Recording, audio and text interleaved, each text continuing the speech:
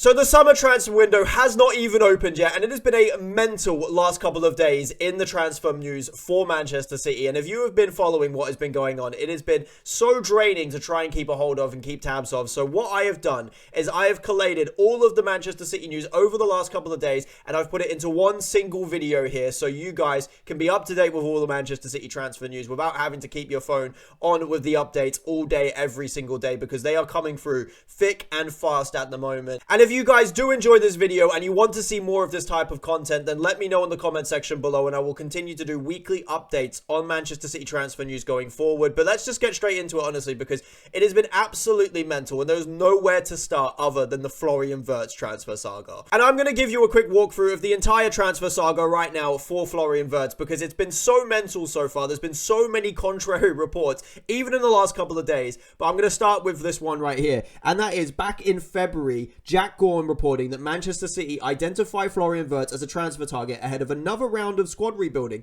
with an awareness that strengthening in midfield in an era after Kevin De Bruyne is paramount. And on that same day, the reports coming out from The Sun, so, you know, we have to obviously take that with a grain of salt, but Manchester City are set to go head-to-head with Real Madrid this summer for Florian Wirtz. The 21-year-old is believed to be keen on a switch to the Spanish club when he does leave Germany. Then it came out only a day later that Bayer Leverkusen believe Florian Wirtz will extend his contract until 2028 with a 125 million buyout clause active in 2026 mooted. Should the Manchester City target not want to sign, Leverkusen will be reluctant to sell us this summer, but only on their terms of 150 million euros. And then for about a month, the news died down on Florian Wirtz. However, new news emerged from CF Bayern, who is a German source, about a month later, saying that Manchester City remain keen on Florian Wirtz this summer, while both Bayern Munich and Real Madrid are wanting to make a move in 2026, when a release clause could become active in Bayer Leverkusen's contract extension. And then about another month goes by, and Fabrizio Romano comes out with a new fresh report on Florian Wirtz, saying that whilst Florian Wirtz remains Manchester City's dream target internally to replace Kevin De Bruyne, it is not guaranteed Wirtz will leave Bayer Leverkusen this summer. And then he went on to confirm the rumours of Bayer Leverkusen offering him a new contract, saying that Bayer Leverkusen have tabled a contract extension offer to Manchester City target Florian Wirtz and his father, which would include a release clause that can be activated following the 2026 FIFA World Cup. With Plettigol reporting in that same month that Manchester City remain Bayern Munich's main competitor for Florian Wirtz. However, the player's family are still leaning towards a move to Bayern before Wirtz eventually moves abroad later in his career. However, it is this month where it just began to get mental. It went completely out of control in the last week, I would say, where reports are coming out left, right, and center over Florian Wirtz's future. And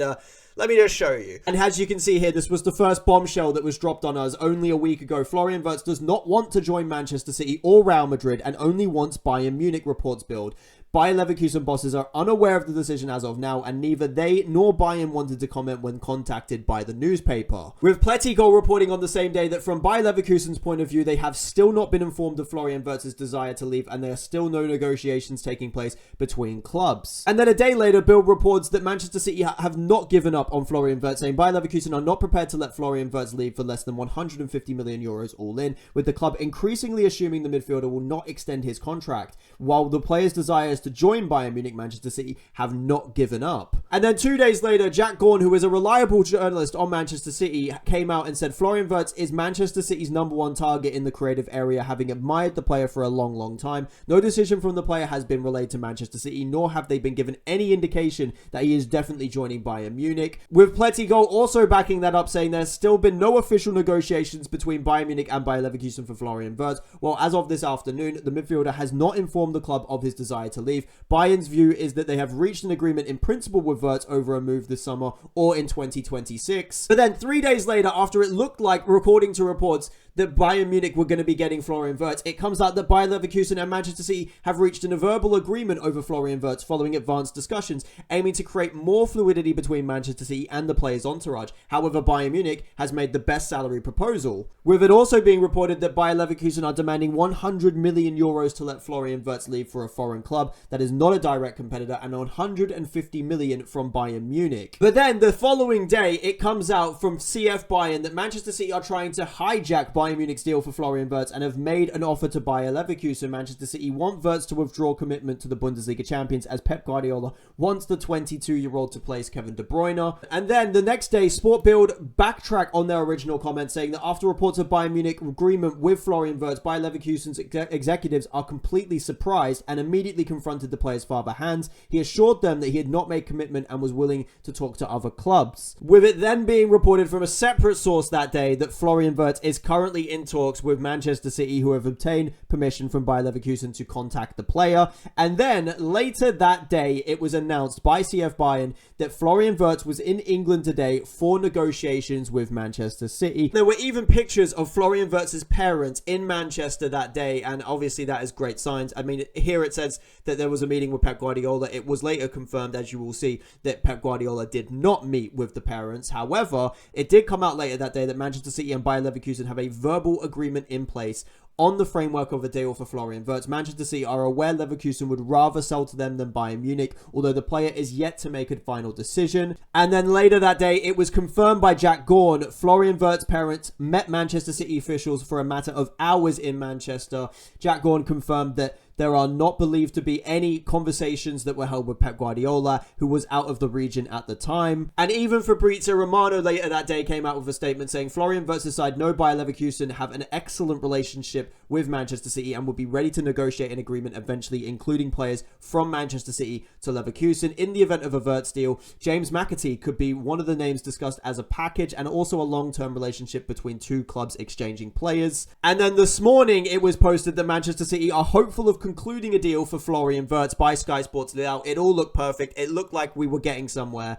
And then this happened. Liverpool have entered the race to sign Florian Wirtz, according to Kicker. And at that point, you're thinking, well, you know, anything could be reported. It's Kicker. They're not the most reliable source.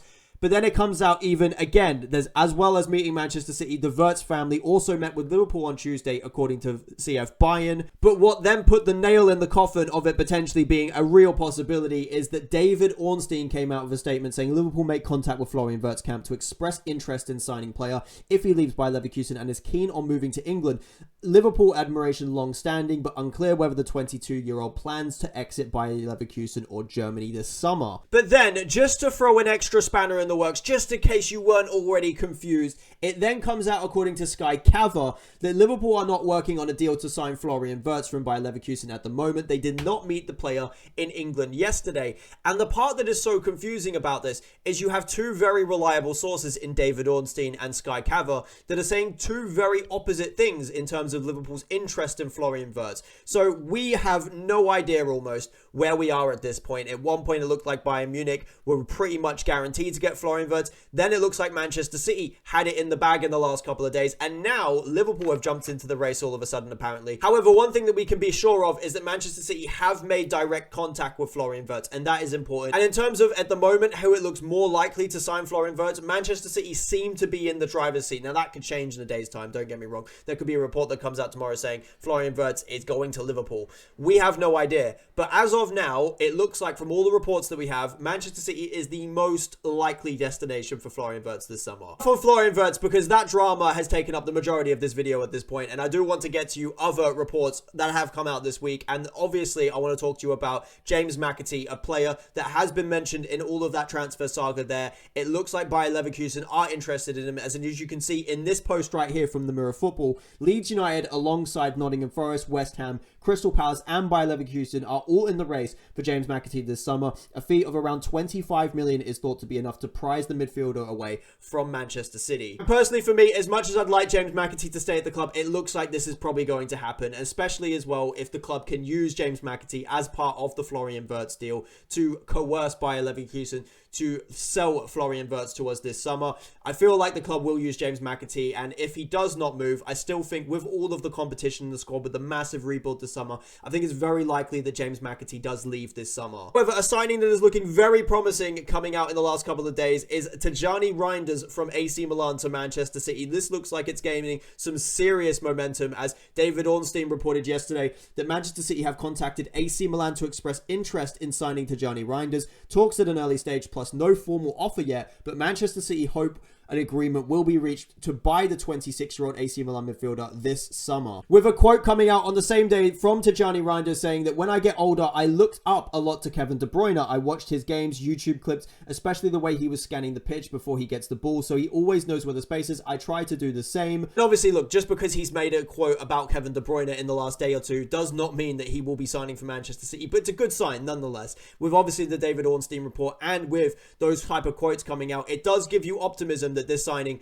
will happen. And if you want to know how much it is likely to cost us, this report right here from City Extra says that the Manchester City have made an AC Milan midfielder Tijjani Reijnders a serious summer target. The Serie A side value the Netherlands international much higher than 55 million Newcastle paid for Sandro Tonali. And for me, I'm very excited by the prospect of this signing. Now, obviously, it depends on how much we can get him for. You know, by the sounds of that right there, it sounds like he would cost a lot more than 55 million. And if that is the case, I'm not sure we should be forking out that much money on him, as good as he is. But it would be a really good replacement for İlkay Gundogan in terms of he has very similar attributes to him in terms of receiving the ball in tight spaces, being able to control with the passes as well going forward, being a very good progressive carrier and passer. He looks like a very, very neat and tidy footballer, which I do think would be a great addition to the Manchester City midfield. But moving on to a little bit more of a sad piece of news, Kevin De Bruyne, obviously we all know he's going to be leaving the club in the summer, and it looks like it is getting closer to us finding out which club that he is going to join in the summer. And right now, it is looking like Napoli. It has come out in the last couple of days that Kevin De Bruyne has given the green light over a move to Napoli this summer and has asked relatives to launch negotiations with the clear objective of finalizing a deal before he goes on holiday. And this all came out after it was reported earlier in the week that Kevin De Bruyne is considering Napoli's interest with family and his entourage. The Serie A side are hoping for a definitive yes before handing over economic details of the deal. But also coming out from a separate source that Kevin De Bruyne is keen on a move to Italy after positive feedback from Romelu Lukaku and Dries Mertens.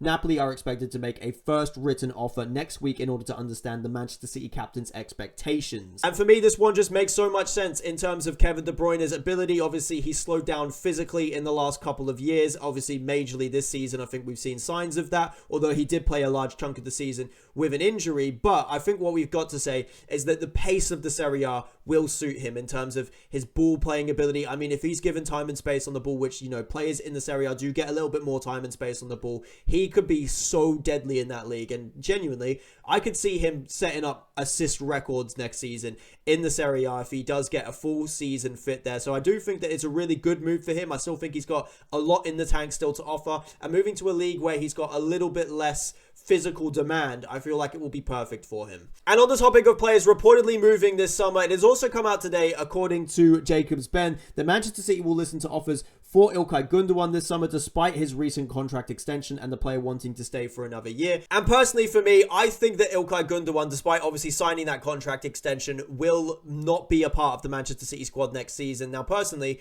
I originally said to keep him because I thought that we had so many other positions to sign him, but if we do go and sign another midfielder like a Morgan Gibbs-White, like a Tijjani Reijnders, then I feel like that kind of takes that spot in the squad that İlkay Gundogan would have had. So for me personally, I actually have a little bit of an outside shout here.